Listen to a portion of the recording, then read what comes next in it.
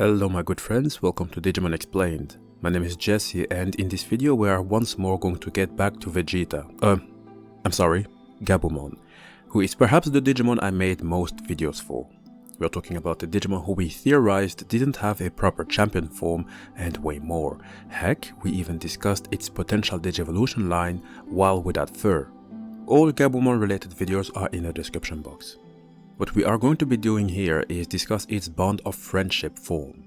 We did discuss Agumon's bond of courage already, so why not discuss Gabumon's bond of friendship form and see what it is all about, and more importantly, hear what some of you guys have to say about it, because, well, many did not like Agumon's bond of courage form. Some believed the design to be unworthy, some didn't even like the name, most regretted that the other partner Digimon didn't get a similar treatment, etc, etc.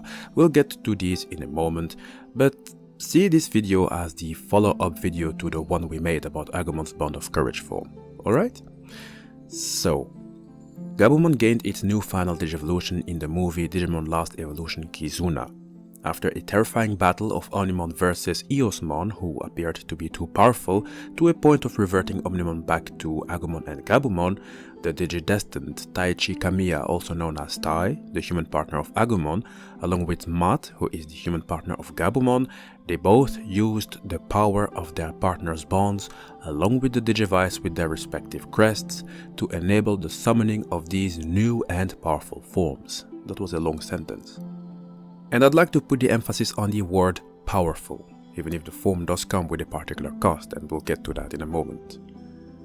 Now Gabumon became this unidentified humanoid cyborg in dark blue, lupin armor emblazoned with neon red lights, including several making up its talons. Quite an interesting appearance that was more appreciated than that of Agumon Bond of Courage / Bravery. That is at least my conclusion when I look back at the comments. Gabumon Bond of Friendship is equipped with many firearms and has futuristic VTOL-style wings stretching from the back that generate yellow holographic rotor wheels. About the rotor wheels, you see, those VTOL-style wings have great utility.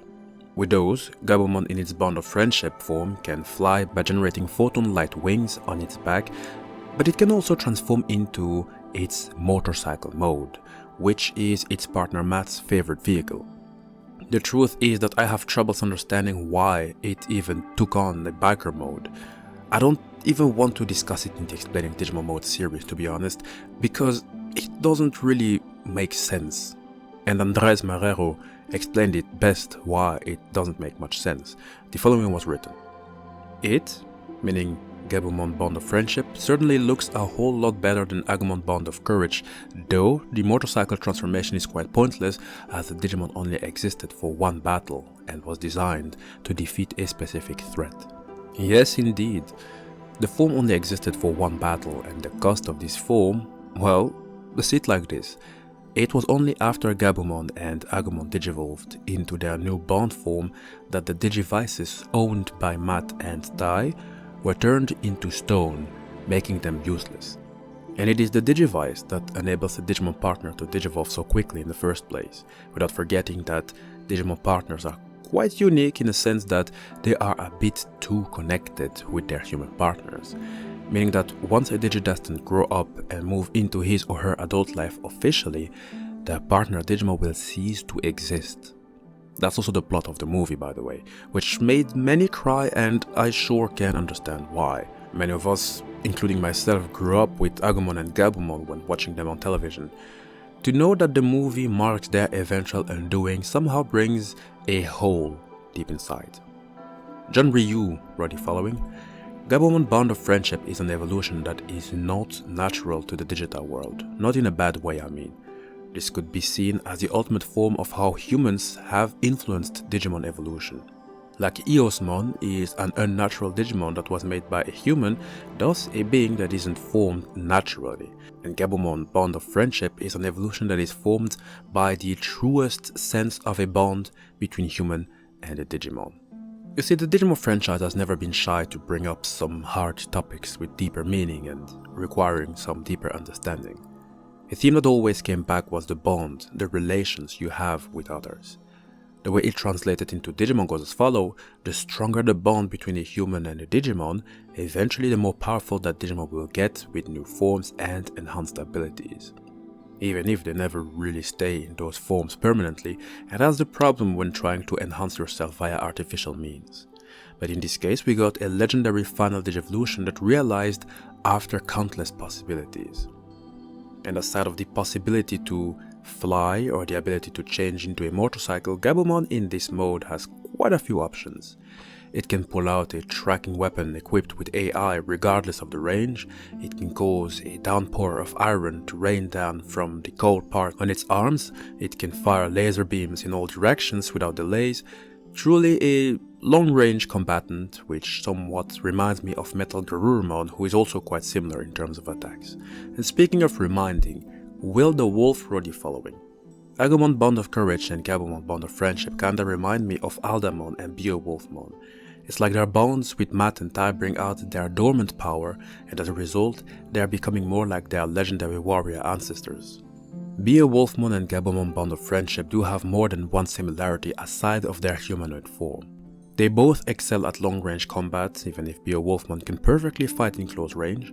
Both have laser-based weapons, which is without a surprise as they are descendants of ancient GARURUMON, who possesses the attribute of light. So, Will the Wolf, your comparison was certainly spot on. Now, I did read one or two comments where Omnimon was being compared to Agumon Bond of Courage / Bravery and Gabumon Bond of Friendship. Some claimed that they are both individually stronger, to which I will have to say, yes, I think, even if it might maybe depend on the Omnimon we're talking about. It doesn't really help that these two bond modes appeared in a movie with obvious time limits and a plot that is in the favor of these two characters, because of course, my opinion, a form which at the end of the day can only be used once does deserve in my eyes to be a little bit stronger. It's like Mr. Guy in the Naruto franchise, a character that can open all 8 internal gates, which are 8 specific points on a person's chakra pathway system.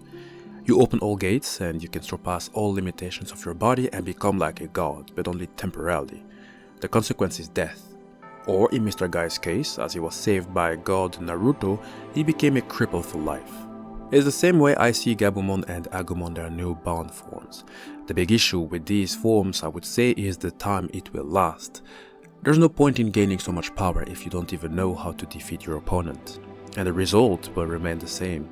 Their Digimon partners will lose their Digivice and thus the ability to digivolve quickly, and the menace might still be there. And I would say please do not take Omnimon lightly, it still has way more effective options in combat than both Agumon Bond of Courage and Gabumon Bond of Friendship combined. From cannons to swords, to summoning explosions out of thin air, to even summoning electricity, and it still has Wargreymmon's Brave Shield, which is made out of a material of the strongest toughness. Don't take Omnimon lightly.